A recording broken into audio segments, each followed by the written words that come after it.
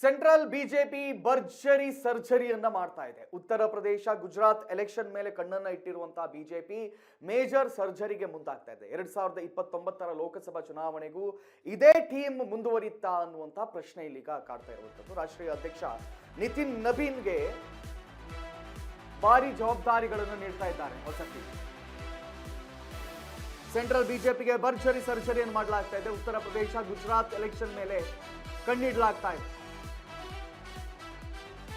2029 ಲೋಕಸಭಾ ಚುನಾವಣೆಗೂ ಇದೇ ಟೀಮ್ ಅನ್ನ ರೆಡಿ ಮಾಡಲಾಗುತ್ತೆ ಅಂತ ಹೇಳಲಾಗ್ತಾ ಇದೆ. ರಾಷ್ಟ್ರೀಯ ಅಧ್ಯಕ್ಷ ನಿತಿನ್ ನಬೀನ್ಗೆ ಹೊಸ ಟೀಮ್ ರೆಡಿ ಮಾಡಿಕೊಡಲಾಗ್ತಾ ಇದೆ.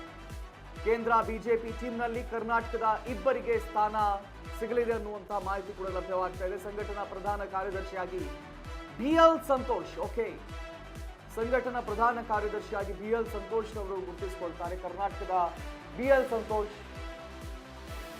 ರಾಷ್ಟ್ರೀಯ ಉಪಾಧ್ಯಕ್ಷರಾಗಿ ಪ್ರೊಫೆಸರ್ ಎಂ ನಾಗರಾಜ್ ಅವರು ಕಾಣಿಸಿಕೊಂಡಿದ್ದಾರೆ. ಇಬ್ಬರು ಕೂಡ RSSಗೆ ಬಹಳ ಅತ್ಯಾಪ್ತ ಕಾರ್ಯಕರ್ತರಾಗಿದ್ದವರು. 13 ಜನರಿಗೆ ಬಿಜೆಪಿ ವರಿಷ್ಠರಲ್ಲಿ ರಾಷ್ಟ್ರೀಯ ಬಿಜೆಪಿ ತಂಡಕ್ಕೆ ಸ್ಮೃತಿ ಕಮ್ಬ್ಯಾಕ್ ಅನ್ನ ಮಾಡ್ತಾರೆ. Okay, very interesting. ಸ್ಮೃತಿ ಇರಾನಿಗೆ ರಾಷ್ಟ್ರೀಯ ಪ್ರಧಾನ ಕಾರ್ಯದರ್ಶಿ ಪಟ್ಟವನ್ನು ನೀಡಲಾಗ್ತಾ ಇದೆ ಬಿಜೆಪಿಯಲ್ಲಿ. ಸಚಿವ ಪಿಯೂಷ್ ಗೋಯಲ್ ಪಕ್ಷದ ಕೆಲಸಕ್ಕೆ ಎಂಟ್ರಿಯನ್ನು ಕೊಟ್ಟಿದ್ದಾರೆ. Very surprising news. ರಾಷ್ಟ್ರೀಯ ಖಜಾಂಚಿಯಾಗಿ ಪಿಯೂಷ್ ಗೋಯಲ್ ಅವರನ್ನು ಆಯ್ಕೆ ಮಾಡಲಾಗಿದೆ.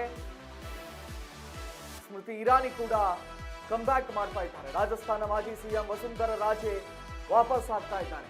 ಓಕೆ, ಬಹುತೇಕ ಯಂಗ್ ಅಂಡ್ ಎನರ್ಜೆಟಿಕ್ ಟೀಮ್ ಅನ್ನ ಕಟ್ತಾ ಇದ್ದಾರೆ ನಿತಿನ್ ನಬೀನ್. ಬಹಳ ಕಿರಿ ವಯಸ್ಸಿನಲ್ಲಿಯೇ ಅವರಿಗೆ ಬಿಜೆಪಿಯ ಅಧ್ಯಕ್ಷ ಪಟ್ಟವನ್ನು ಅವರಿಗೆ ನೀಡಲಾಯಿತು.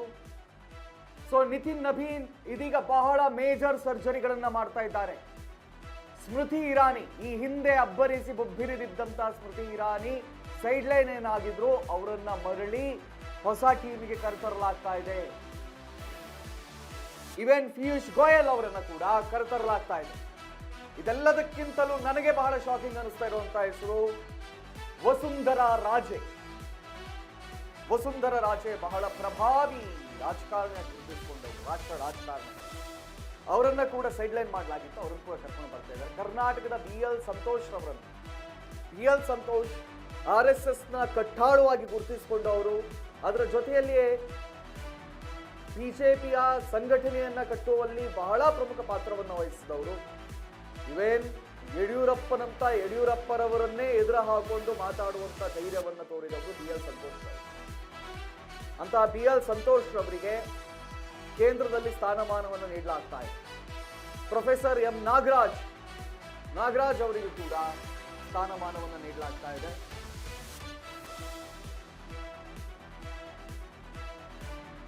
ಬಹುತೇಕ ಯಂಗ್ ಅಂಡ್ ಆಕ್ಟಿವ್ ಮೆಂಬರ್ಸ್ ಗಳನ್ನ ಸೆಲೆಕ್ಟ್ ಮಾಡಲಾಗ್ತಾ ಇದೆ. ಉತ್ತರ ಪ್ರದೇಶ ಗುಜರಾತ್ ಎಲೆಕ್ಷನ್ ಇನ್ನೇನು ಹತ್ರಕ್ಕೆ ಬರ್ತಾ ಇದೆ. UP ಎಲೆಕ್ಷನ್ 3ನೇ ಬಾರಿ ಸತತವಾಗಿ ಗೆದ್ರೆ ಅದೊಂದು ಇತಿಹಾಸ ಆಗುತ್ತೆ. UPಯಲ್ಲಿ ಬಿಜೆಪಿ 3ನೇ ಬಾರಿ ಗೆಲ್ಲುವಂತೆ. ಸೊ ಅದನ್ನ ಮತ್ತು ಗುಜರಾತ್ ಅನ್ನ ಕೂಡ ಗಮನದಲ್ಲಿ ಇರಿಸಿಕೊಂಡು ಪ್ರಧಾನಿ ನರೇಂದ್ರ ಮೋದಿ ಅವರ ಕ್ಷೇತ್ರ ಗುಜರಾತ್. ಸೊ ಗುಜರಾತ್ ಎಲೆಕ್ಷನ್ ಮತ್ತು ಉತ್ತರ ಪ್ರದೇಶದ ಎಲೆಕ್ಷನ್ಗಳನ್ನ ಗುರಿಯಾಗಿರಿಸಿಕೊಂಡು ಈ ಎಲ್ಲ ತೀರ್ಮಾನಗಳನ್ನ ತೆಗೆದುಕೊಳ್ಳಲಾಗ್ತಾ ಇದೆ ಅಂತ ಕೂಡ ಹೇಳಲಾಗ್ತದೆ.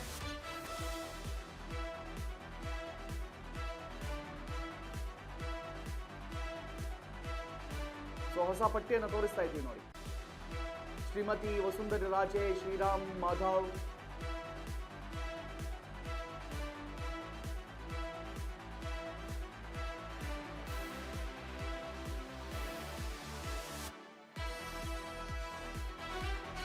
ಪ್ರೊಫೆಸರ್ ಎಂ ನಾಗರಾಜ್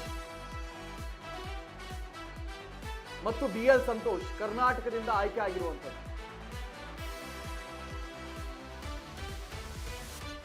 ಶ್ರೀ ಲಾಲ್ ಸಿಂಗ್ ಆರ್ಯ ಕೂಡ ಇದ್ದಾರೆ. ಪ್ರೊಫೆಸರ್ ಎಂ ನಾಗರಾಜ್ ಅವರಿದ್ದಾರೆ.